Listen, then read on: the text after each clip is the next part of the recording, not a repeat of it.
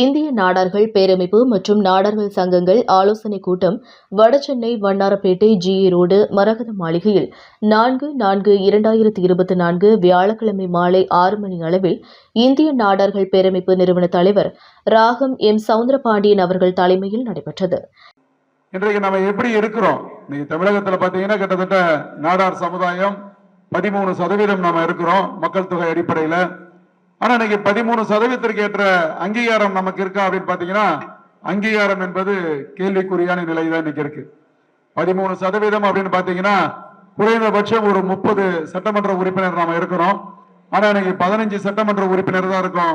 மீதி 15 சட்டமன்ற உறுப்பினர் நமக்கே தெரியாம நம்ம சட்டமன்ற உறுப்பினருடைய பதவியை வேற ஜாதிக்கார களவாடிட்டு போயிருக்கான். அது நமக்கும் தெரியல, நம்ம புரியவும் இல்லை, சிந்திக்கவும் இல்லை. இதுதான் நம்மளுடைய நிலை, இன்றைக்கு நாடாரின் நிலை. இந்த நிலை மாற வேண்டும். தயவுசெய்து சிந்தித்து பாருங்க. இன்னைக்கு நீங்க பாக்குறீங்க அப்படின்னீங்கன்னா 30 எம்எல்ஏ இருந்தனா எவ்வளவு விஷயத்தை சாதிக்க முடியும். உதாரணம் ராயபுரம் எம்எல்ஏ வச்சுக்கோங்க. ராயபுரம் எம்எல்ஏ என்ன கம்யூனிட்டி, அவர் நாடார் கம்யூனிட்டியா இருந்திருந்தால் நம்மளால ஒரு ஸ்கூல் வேலையோ, ஒரு பிள்ளைங்களுக்கு ஒரு டிசி வாங்குறதோ, ஒரு ஸ்கூல்ல ஏதாவது வேலை இருக்கு, ஸ்கூல் நம்ம இங்க நடத்துறோம், சத்திரம் நடத்துறோம், ஏதாவது ஒரு வேலை இருக்கு, கோவில் நம்ம வச்சிருக்கோம், இதுல ஏதாவது ஒண்ணு வேணும்னா நம்ம நாடார் எம்எல்ஏ போய் கேட்கறதுக்கு எளிமையா இருக்கும். அவரும் நம்ம நாடார்ந்த உணர்வோட வந்து வேலை செஞ்சு கொடுப்பாரு. ஆனா இன்னைக்கு அப்படி கிடையாது. மாற்று சமுதாயத்து எம்எல்ஏ அவங்கள போய் நம்ம நிக்கிறோம். இங்க ராயபுரத்துல பாத்தீங்கன்னா கிட்டத்தட்ட 22% நாடார் இன்னைக்கு இருக்கிறோம். தமிழகம் முழுவதும் ஆவரேஜ் பார்த்தோம்னா 13% இருக்கும். ராயபுரம், ஆர்கே நகர், திருவொத்தியூர்லாம் பார்க்கணும் 20-22% நாடார் இருக்கிறோம். வெற்றி தோல்வியை நிர்ணயம் பண்றது நாடார்கள் தான். ஆனா இன்னைக்கு நாடார் தொகுதியா அப்படின்னு பார்த்தா நாடார் தொகுதி இல்லை. ஏன்னா ஏற்கனவே மாயாண்டி நாடார் இருந்தார். நான் சின்னதா இருக்கும்போது மாயாண்டி நாடார் இருந்தார். எனக்கு 60 வயசு ஆகி போச்சு. அதுக்கப்புறம் நாடார் கேண்டிடேட் யாரா இருக்காங்கன்னு பார்த்தா ஒரு சட்டமன்ற உறுப்பினர் நாடார் கிடையாது. அதே போல பாத்தீங்கன்னா ஆர்கே நகரை பொறுத்த வரைக்கும் அக்கா எஸ்பி சர்க்குண பாண்டியன் அவங்க இருந்தாங்க. அதுக்கப்புறம் யாராவது நாடார் கேண்டிடேட் இருக்காங்கன்னு பார்த்தா நாடார் கேண்டிடேட் கிடையாது. நாடார் கிட்டத்தட்ட 20-22% இருக்கும். அங்கேயும் நம்ம தான் வெற்றி வாய்ப்பை நிர்ணயம் பண்ணக்கூடியது நம்ம தான். ஆனால் அங்கேயும் நம்ம கிடையாது. திருவொற்றியூர் பார்க்கிறோம், அங்கேயும் மெஜாரிட்டியா இருக்கும். அங்க பாத்தீங்கன்னா டி.கே. பழனிசாமி ஆட்சி இருக்கும்போது எம்எல்ஏ இருந்தாங்க. அடுத்து பார்த்தா ஒரு எம்எல்ஏ கிடையாது. அப்புறம் யோசனை பண்ணி பாருங்க, தேவைப்படும் பொழுது நாடாரை பயன்படுத்திக்கிறாங்க. அந்த கட்சி வளரும் போது இதெல்லாம் எப்ப சொல்றேன்னா, திராவிட முன்னேற்ற கழகம் ஆரம்ப காலகட்டத்தில் இருந்தது. ஏவிபி ஆசை தம்பி ஏற்கனவே சொல்லும் சொன்னாங்க 39 பாராளுமன்ற தொகுதியில ஒரு தொகுதி மட்டும் ஜெயிச்சாங்க ஏவிபி ஆசை தம்பினா. இதெல்லாம் திராவிட முன்னேற்ற கழகம் ஆரம்ப காலகட்டத்தில் ஆரம்பத்தில் உழைத்தவர்கள் நாடார் சமுதாய மக்கள் தான். அதுல மாற்று கருத்தே இல்லை. ஏன்னா இன்னைக்கு சொல்றோம் எல்லாருமே நாடார் தான். ராயபுரத்துல காங்கிரஸ் இருந்தாங்க. சர்க்குண பாண்டியனா, டி.கே. பழனிசாமி ஆச்சு. இந்த பக்கம் பாத்தீங்கன்னா ஏவிபி ஆசை தம்பி எல்லாருமே திமுக சார்ந்தவங்க தான். ஆனா இன்னைக்கு வந்து திமுக நாடார்களை புறக்கணிச்சிருக்கு. இன்னைக்கு அவங்க எம்பி தொகுதியில ஏதாவது ஒரு தொகுதியாக நாடார் கொடுத்துருக்காங்கன்னா இல்லை. இன்னைக்கு இப்படிதான் நம்மளோட நிலை இருக்கு. சற்று சிந்தித்து பாருங்க. இன்னைக்கு நம்ம சொல்றோம், இன்னைக்கு திருநெல்வேலினா நம்ம தொகுதி தான் பெருமையா சொல்றோம். நம்ம நாடார் மகாஜன சங்கத்துல நாங்களாம் தீர்மானம் போடும்போது கூட ஒரு 6 தொகுதி நாடார் தொகுதி நாடாருக்கே கொடுக்கணும் அப்படின்னு சொல்லி கேட்டோம். இது எல்லா கட்சியிலுமே நம்ம கோரிக்கையா வச்சிருக்கோம். இன்னைக்கு விருதுநகர் பாத்தீங்கன்னா நாடார் கேண்டிடேட் யாருன்னு இன்னைக்கு சொல்லவே முடியல நம்மளால. நம்ம தொகுதி விருதுநகர் தொகுதி நம்ம விட்டு போயிடுச்சு. கன்னியாகுமரியில பாத்தீங்கன்னா நாடார் தொகுதி வேற ஒரு கம்யூனிட்டியை இன்னைக்கு ஏடிஎம்கே நிறுத்தி இருக்கு. தூத்துக்குடி தொகுதி நாடார் தொகுதி, அங்க நாடார் தவிர வேற ஒரு கேண்டிடேட் நிக்கிறாங்க. அதே மாதிரி இன்னைக்கு விருதுநகர் தொகுதி, இது கன்னியாகுமரி, அங்க நாடார் தொகுதி, ஆனா அங்க நாடார் தவிர வேற ஒருத்தர் நீங்க நிக்கிறாங்க. திருநெல்வேலி பிஜேபி அங்க கூட ஒரு கேண்டிடேட் போட்டிருக்காங்க, நாடார் தவிர வேற ஒருத்தர். அப்படின்னா அவங்களுக்கெல்லாம் என்ன மனநிலை இருக்கு? நாடார் தொகுதியை நிச்சயமா நம்மளால அவங்ககிட்ட வந்து களவாட முடியும்ன்ற நம்பிக்கை அந்த அரசியல் கட்சிக்கு இருக்கு. இதுதான் உண்மை. நமக்கு புரிய மாட்டுது. விருதுநகர் இன்னைக்கு நம்மளை விட்டு போயிருச்சு, நம்ம நினைக்கல. இதுதான் நிலை, நம்மளோட நிலை. தயவுசெய்து சிந்தித்து பாருங்க. இந்த நிலை மாறணும். கன்னியாகுமரி சட்டமன்ற தொகுதி அப்படின்னு பாத்தீங்கன்னா நாடார் கிட்டத்தட்ட ஒரு 75-80% இருக்கக்கூடிய கன்னியாகுமரி சட்டமன்றம். போன சட்டமன்ற தேர்தலில் ஆஸ்டின் நிக்கிறாரு நம்முடைய நாடார். அவர் ஆனா தோத்துறாரு. வேற ஒரு கம்யூனிட்டி ஒரு 15% இருக்க 20% இருக்கக்கூடிய கம்யூனிட்டி அங்க ஜெயிச்சு வருது.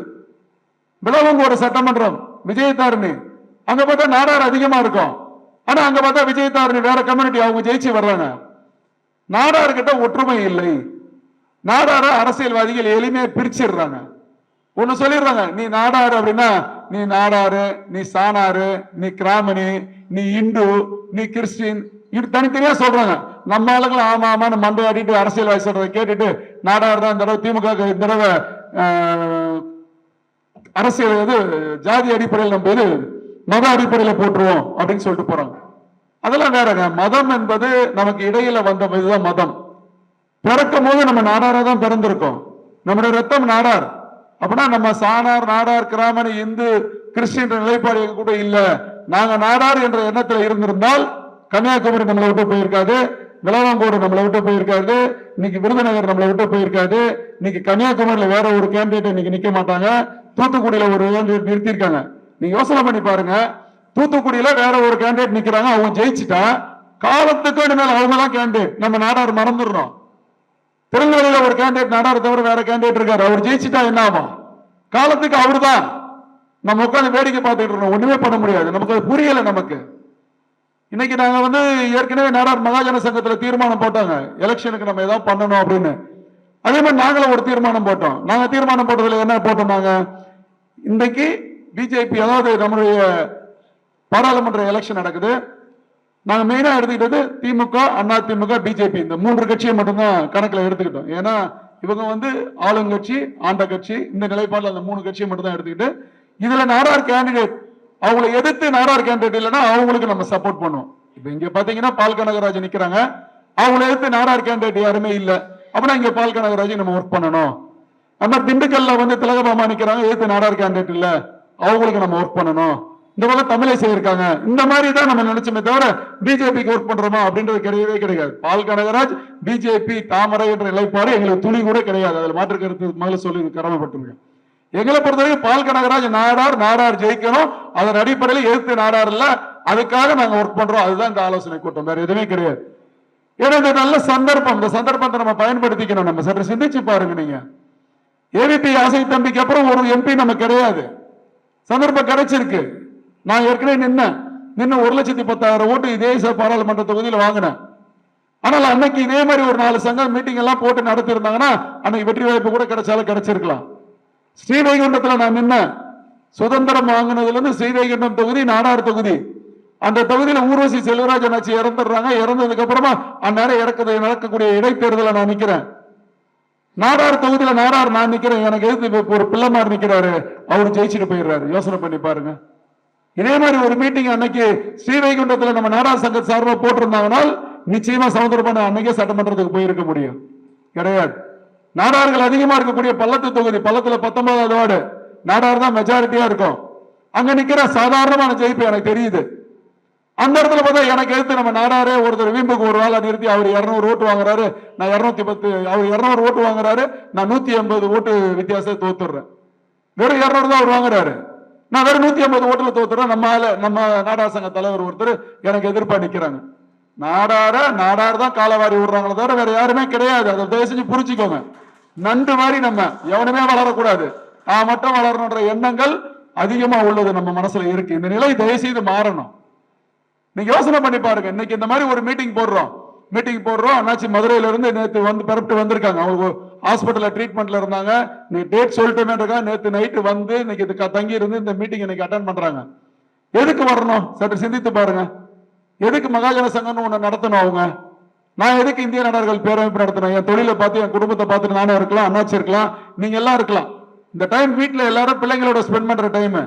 சமுதாயத்துக்கு ஏதாவது ஒண்ணு பண்ண மாட்டோமா? நான் பிறந்த சமுதாயத்துக்கு ஏதாவது ஒண்ணு செய்யணும்ன்ற எண்ணத்துலதான் நீங்க எல்லாரும் இங்க உட்கார்ந்து இருக்கீங்க. இதான் இன்னைக்கு உண்மை. இன்னைக்கு நாம நினைக்கிறோம் இன்னொரு 25 வருஷம் கழிச்சு நம்ம பிள்ளைங்க இப்படி உட்காருவாங்களான்னு பார்த்தா சற்று சிந்திச்சு பாருங்க. நடக்குமா? ரொம்ப சந்தேகமான விஷயம். அப்புறம் காலத்தின் கட்டாயம். நம்ம இன்னைக்கு இந்த நிலைப்பாடை எடுத்தே ஆகணும். இன்னைக்கு இந்த வேலையை நம்ம செஞ்சே ஆகணும். அதுதான் இன்னைக்கு காலத்தின் கட்டாயம். நாம அதை மிஸ் பண்ணா நெக்ஸ்ட் ஜெனரேஷன் இந்த வேலையை செய்யாது. கட்டாயம் நம்ம செஞ்சுதான் ஆகணும், வேற வழி கிடையாது. இன்னைக்கு இந்த மீட்டிங் கூட்டும் போது நான் நினைச்சேன், இவ்வளவு பெரிய இடம் பிடிக்கிறேன்னு எப்படி இது சரியா வருமா அப்படின்னு ஒரு சந்தேகம். நான் நினைச்சது ஒரு 150 பேர் வந்தா சக்சஸ் இந்த மீட்டிங் அப்படின்னு நான் நினைச்சது. இப்ப கணக்கு பார்த்தா கிட்டத்தட்ட ஒரு 170 பேர் நம்ம இருக்கிறோம். 150 பேர் வந்தா சக்சஸ். இந்த ஹால் பொறுத்த வரைக்கும் ஒரு 600 பேர் உட்காரலாம். நான் நினைக்கும் போது என்னுடைய மாவட்ட செயலாளர் வெங்கடேசன் சொன்னா, இல்லண்ணா ஒரு 400 பேர் 500 பேர் வந்துருவாங்கண்ணே. சரி ரைட் வெங்கடேசன், உன்னுடைய ஆர்வத்தை நான் குறைக்கிறதுக்கு தயாரா இல்ல, வரட்டும், சந்தோஷம். ஆனா நான் மனசுக்குள்ள நினைச்சுக்கிட்டது 150 பேர் வந்தாங்கன்னா மிகப்பெரிய வெற்றி இந்த மீட்டிங் அப்படின்னு நினைச்சேன். அவன் சொன்னான் வேற ஆளுகிட்ட பேசுவோம், எப்படி நான் இது சக்சஸ் நீங்க சொல்றீங்க அப்படின்னாங்க. நம்ம ஒரு மீட்டிங் கூட்டா நம்மளால 600 பேர் கூட்ட முடியும். வெங்கடேசனால ஒரு 600 பேர் இதை நிறைச்சிருவார். சாதாரணமான விஷயம். வெங்கடேசன் ஃபுல் பண்ணிடுவார். எனக்கு நல்லாவே தெரியும். வட சென்னையில ராயபுரம் ஆர்கே நகர்ல இருக்க ஆளுங்களை மட்டும் கூப்பிட்டு ஒரு 600 பேர் சாதாரணமா நிறைச்சிருவாப்ல. ஆனால் அது நாடார்ந்த எண்ணத்துல வரக்கூடிய ஆட்கள். அதுல பிஜேபியில இருப்பான், காங்கிரஸ்ல இருப்பான், அதிமுக இருப்பான், எல்லாத்துலயும் இருப்பான்.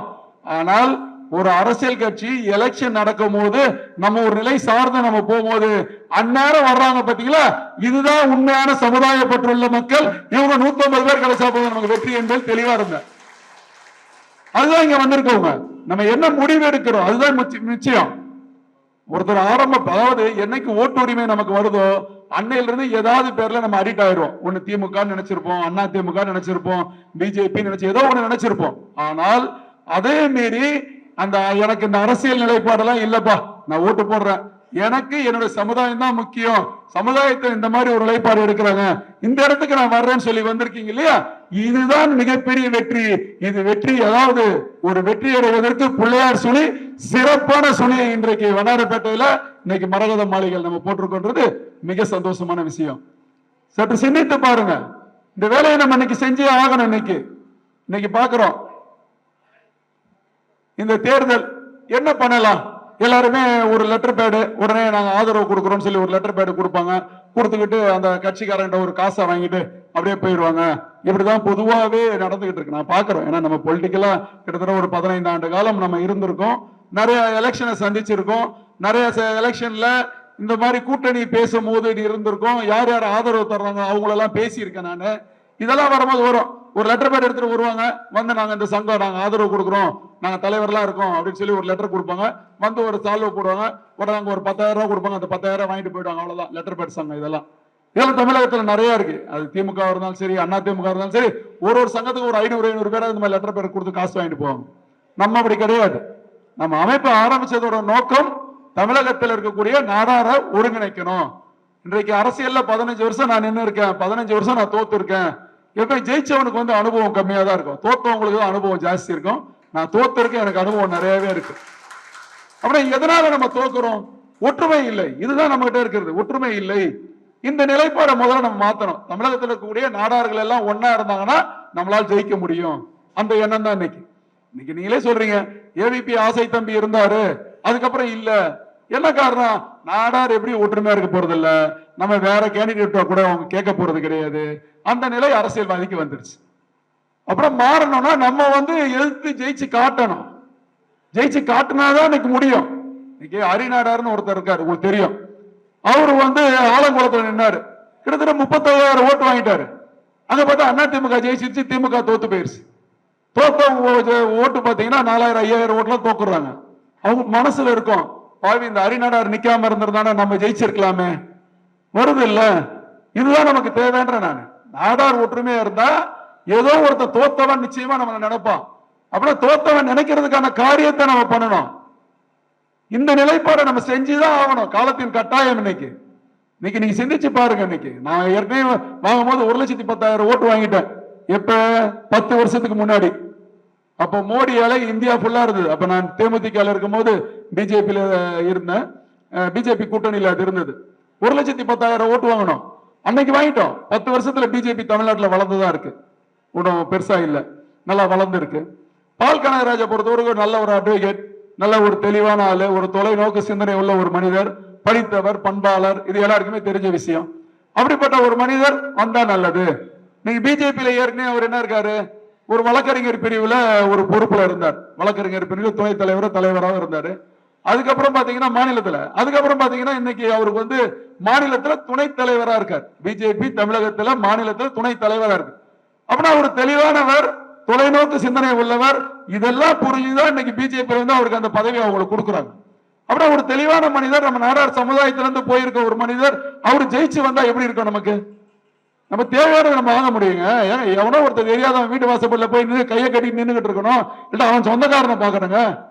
இன்னைக்கு ஒருத்தர் ஒரு எம்பி இருக்காரு, அவர்கிட்ட நமக்கு ஒரு வேலை ஆகணும் அப்படின்னா யாரை தேடுறது? இங்க இருக்க வட்ட செயலாளர் எவனோ பிடிக்கணும், அவன் வந்து வேற ஒருத்தனை பிடிப்பான், ஒரு 4 பேரை பிடிச்சி அந்த எம்பி வீட்டு வாசல்ல போய் கை கட்டி நின்னு, ஐயா எனக்கு இந்த மாதிரி முடிச்சு கொடுங்க, அவரு ஒரு பெரிய ஆள் மாதிரி அவர் நம்ம கிட்ட பேசுவாரு. இது எதுக்கு? நம்ம அதிகமா இருக்கோம், மெஜாரிட்டியா இருக்கோம், வெற்றி தோல்வியை நிர்ணயிக்கக்கூடிய அளவுக்கு நம்ம பலத்தோட இருக்கோம். நம்ம ஒற்றுமையா இருந்தா அந்த கேண்டிடேட் நம்மளா இருப்போம், எம்பி நம்மளா இருப்போம். இது ஏன் நம்ம கஷ்டப்படணும்? ஒண்ணும் கஷ்டம் இல்லைங்க. நீங்க யோசனை பண்ணி பாருங்க. இன்னைக்கு நீங்க நல்லா யோசனை பண்ணுங்க. சத்தியமா நான் சொல்றேங்க, என்னோட ஓட்டு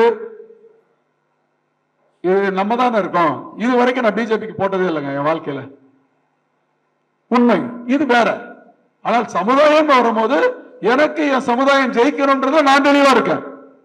என் சமுதாயம் ஜெயிக்கணும், என் சமுதாயத்தில் நான் போய் எளிமையா என் சமுதாயத்தில் ஜெயிச்சவன் பார்க்கணும். என் சமுதாயத்தில் ஜெயிச்சவன் பின்னாடி 4 ஜாதிக்காரன் வந்து நிக்கணும். இதை நான் சந்தோஷப்படுறேன். அப்புறம் அந்த நிலை எல்லாருமே எடுங்க. இந்த இடத்துல வந்து நீங்க வந்து அரசியல் நிலைப்பாடே பார்க்காதீங்க. அவர் நாடார் ஜெயிக்கணும், இந்த சிந்தனையோட இருங்க. நீங்க உங்க போன் எடுத்து பாருங்க. என் போன்லாம் வச்சு பாத்தீங்கன்னா கிட்டத்தட்ட ஒரு 2000 நம்பர் என் போன்ல இருக்கும். 2000 நம்பருக்கு வாட்ஸ்அப்ல மெசேஜ் கொடுங்க. நாங்க நாடாருங்க எல்லாம் இந்த மாதிரி ஒரு முடிவு எடுத்திருக்கோம், நாடார் கேண்டிடேட் ஜெயிக்க வைக்கணும்னு நினைக்கிறோம். நீங்க நாடாரா இருந்தாலும் ஓட்டு போடுங்க, இல்லைனாலும் நீங்க இந்த தடவை ஓட்டு போடுங்க. நிச்சயமா நல்லது நாங்க எல்லாம் செய்ய முடியும். எவ்வளவு பேர் நம்ம வடசேவையில வேட்பாளர் நம்ம பார்த்திருக்கோம், எம்பியா நம்ம பார்த்திருக்கோம். என்ன சாதிச்சிருக்காங்க கொஞ்சம் சொல்லி பாருங்க. ஒன்னும் சாதிக்கல. வடசேனை எம்பியா வந்து என்ன பார்த்திருக்கு, சாதிச்சிருக்காரு. நான் 10 வருஷத்துக்கு முன்னாடி எம்பியா இருக்கும்போது வடசென்னை வந்து சுகாதாரம் இல்லாம இருக்கு, பொல்யூஷன் நிறைய இருக்கு, குப்பை கிடங்கு இருக்கு, இதெல்லாம் நான் பேசினேன். இன்னைக்கு பாக்குற டிவியில அதேதான் இன்னைக்கு இருக்க கேண்டிடேட் பேசிட்டு இருக்காங்க. அப்புறம் 10 வருஷம் என்ன சாதிச்சிருக்கு? ஒண்ணுமே சாதிக்கல. இதான் இன்றைக்கு நிலை. அப்புறம் நம்ம வந்து கொஞ்சம் சிந்திச்சு பார்க்கணும். நிறைய விஷயத்த நம்மளால செய்ய முடியும். நம்ம நினைப்போம் ஒற்றுமை இல்லை அப்படின்லாம் நினைப்போம். ஆனா ஒற்றுமை நம்மகிட்ட இருக்கு. ஒற்றுமை இல்லாம அன்னைக்கு அங்கங்க தலைவர்களா இருக்கும், குட்டி குட்டியா ஒற்றுமை இருக்கும். குறுநில மன்னரா இருக்கும். நம்ம 50 பேர் இருந்தா ஒரு சங்கம், 100 பேர் இருந்தா ஒரு சங்கம், அப்படிதான் நம்ம நடந்துகிட்டு இருக்கு. இந்த நிலை மாறுங்கன்ற நான் மாறி ஒருமித்த ஒரு கருத்தை எடுங்க. நான் இப்ப ஏற்கனவே நாடார் மகாஜன சங்கத்தோட ஆண்டு விழால கூட அன்னைக்கு நான் பேசும்போது இதுதான் நான் சொன்னேன். நாடார் மகாஜன சங்கம்ன்றது 110 வருடத்திற்கு முன்னாடி ஆரம்பிக்கப்பட்ட சங்கம் நாடார் மகாஜன சங்கம். நாடார் மகாஜன சங்கத்தை எதுக்கு ஆரம்பிச்சாங்க? ஸ்கூல் ஆரம்பிக்கணும், காலேஜ் ஆரம்பிக்கணும், அப்படியே ராவ் பகதூர் ரத்ன சாமி இல்லையே. நாடாருக்கு அங்கீகாரம் வேணும், நாடாருக்கு வந்து ஒரு எம்எல்ஏ சீட்டு வேணும். எல்லா ஜாதிகாரன் எம்எல்ஏ சீட் இருக்கு, எனக்கு எம்எல்ஏ சீட்டு கொடுக்கும் போது நீ யாரு அடையாளம் என்னன்னு கேட்கறான். ஏன் அடையாளத்தை நான் காட்டுறேன். ராவ் பகதூர் ரத்னசாமி நாடார் அன்னைக்கு பொறையாறுல அவ்வளவு பெரிய கூட்டத்தை அன்னைக்கு கூட்டுறாரு. 110 வருஷத்துக்கு முன்னாடி நினைச்சு பாருங்க. 110 வருஷத்துக்கு முன்னாடி இன்னைக்கு ஒரு கூட்டத்தை கூட்டி என் அடையாளத்தை நான் காட்டிட்டேன், எனக்கு ஒரு எம்எல்ஏ கொடுக்கணும்னு எம்எல்ஏ கொடுக்குறாங்க. நம்மளுடைய பட்டிவரம்பட்டி சவுந்தரபாண்டியனார் 27 வருடம் தொடர்ந்து எம்எல்ஏவா இருக்கிறார். அங்கீகாரம் தான், அரசியல் அங்கீகாரம் வேணும்ன்றதுக்காக தான் நாடார் மகாஜன சங்கத்தை ஆரம்பிச்சாங்க. அதனால நாடார் மகாஜன சங்கம் நீங்க முதல்ல இந்த கையில எடுங்க. அரசியல் அங்கீகாரம் எங்களுக்கு வேணும், இன்னைக்கு இடஒதுக்கீடு வேணும். இன்னைக்கு பாருங்க, நல்லா நம்ம 13% இருக்கோன்றோம். ஜாதிவாரி கணக்கெடுப்பு நீங்க நடக்க இல்லை, அதை பத்தி கவர்மெண்ட் பேசவே மாட்டுது. ஏன்னா இவங்களை பொறுத்த வரைக்கும் ஜாதிவாதி கணக்கெடுப்பு எடுத்தால் இன்றைக்கு ஆளுங்கட்சியா இருக்கவங்க மைனாரிட்டி ஆயிருவாங்க, நம்ம மாதிரி ஆட்கள் மெஜாரிட்டி ஆயிருவோம். ஜாதிவாரி கணக்கெடுப்பு எடுக்க மாட்டேன்றாங்க. இதெல்லாம் நம்மளை ஏமாத்து வேலை நீங்க நடந்துகிட்டு இருக்கு. இதெல்லாம் நம்ம சற்று சிந்தித்து பார்க்கணும். சிந்தித்து பார்த்து யோசனை பண்ணி பாருங்க. நான் சொன்ன ஒவ்வொரு வார்த்தையுமே உண்மை, எதுவுமே தவறே கிடையாது, பொய்யே கிடையாது. நம்ம சிந்திச்சு பார்க்கணும். காலத்தின் கட்டாயம் நம்ம ஜெயிச்சே ஆகணும், ஒற்றுமையா இருந்தே ஆகணும். இந்த இடத்துல பால் கனகராஜ் ஜெயிச்சே ஆகணும். அண்ணாச்சி பேசும்போது சொன்னாங்க, இன்னைக்கு இந்த மீட்டிங்கு எனக்கு இப்ப சாயந்தரம் தான் தெரியும், அதனாலதான் என்னால வர முடியல, நான் ஒரு 10 பேரை கூட்டிட்டு வந்திருப்பேன்னு சொன்னாங்க. உண்மையாவே உண்மை. 4 நாளா ட்ரை பண்றோம். 4 நாளா போலீஸ் ஸ்டேஷன் போறோம், போலீஸ் ஸ்டேஷன் போனா ஆர்ஓ ஆபீஸ் போடுறோம், ஆர்ஓ ஆபீஸ் போனா போலீஸ் ஸ்டேஷன் போ. 2 பேரும் அந்த பால் எடுத்து இந்த பக்கம் போட்ல போட்டு மாத்தி மாத்தி விளையாட, இதே கண்டிஷன் 2 நாளா ஓடிக்கிட்டு இருந்தது. அண்ணாச்சி பேசி 3 நாள் ஆச்சு. அண்ணாச்சி இன்னைக்கு வரேன்னு சொல்றாங்க, நேத்து வாங்க அண்ணாச்சி, இன்னைக்கு வரேன்னு சொல்லி அண்ணாச்சி என்கிட்ட சொல்லி பர்மிஷன் சொல்லி 2 நாள் ஆச்சு. ஆனா 2 நாளா இங்க போலீஸ் பர்மிஷன் கிடைக்கிறது பெரிய சிக்கல். ஆர்வம் என்ன சொல்றாரு, இது உள்ளுக்குள்ளதான் நடக்குது, இதுக்கு நான் பர்மிஷன் தேவையில்லை. இங்க ஏதாவது நீ கட்சியோட கொடி வச்சிருக்கியா, சிம்பிள் வச்சிருக்கியா, வேட்பாளர் படம் வச்சிருக்கியா, இருக்குதானே நான் பர்மிஷன் கொடு, இல்லன்னா எதுக்கு என்கிட்ட பர்மிஷன் கேட்கறேன். போலீஸ் எல்லாம் சொல்றான், மீட்டிங் நடந்தா எனக்கு ஏதாவது பர்மிஷன் வேணும், எனக்கு ஏதாவது வாங்கிட்டு வந்து கொடுத்தாதான் ஏமாத்துறானு. அரசியல்வாதிகள் வந்து அதிகாரிகளை வைத்து நம்மள மிரட்டிக்கிட்டு இந்த பாவலா காட்டிட்டு தர்றானு. லாஸ்டா நான் பார்த்தேன், நேற்று ஆர்வோட்ட போய் உட்காந்தேன். ஆர்வோட்ட போய் நான் உட்காரும் போது சாயந்தரம் 6:30 மணி மூலக்கொத்த ஆர்வோட போய் உட்காந்து, சார் என்ன சொல்றீங்க, தயவு செஞ்சு எனக்கு சொல்லுங்க, என்னால பதில் சொல்ல முடியல, எங்க மகாஜன சங்க பொதுச் செயலாளர் பரப்பிட்டாரு, வந்துட்டாரு. நான் பதில் சொல்ல முடியாது. நேத்து 6:30 மணிக்கு நான் போய் உட்கார்றேன் ஒரு டேபிள்ல. இல்லங்க இந்த இடத்துல தேவையில்லை. ஏங்க இந்த லெட்டர் நான் உங்களுக்கு வச்சிருக்கேன், இது வாங்குறீங்களா இல்லையா? சார் அதை வாங்க முடியாது. ரைட் சார் சொல்லி வாங்கிட்டேன். அதை அப்படியே நான் ரெக்கார்ட் பண்ணிட்டு வந்துட்டேன். நான் பேசுறதை ரெக்கார்ட் பண்ணிட்டு வந்துட்டேன். நேரா வந்தேன், சத்திரத்துக்கு வந்தேன். அண்ணாச்சி அவங்க இந்த மாதிரி சொல்லிட்டாங்க அண்ணாச்சி, இந்தாங்க அண்ணாச்சி சொல்லி அவருக்கு ரூபா கொடுத்தேன். ஒரேடியா நைட்டு 8:30 மணிக்கு 8 மணிக்கு இன்விடேஷன் அடிக்கிறோம்.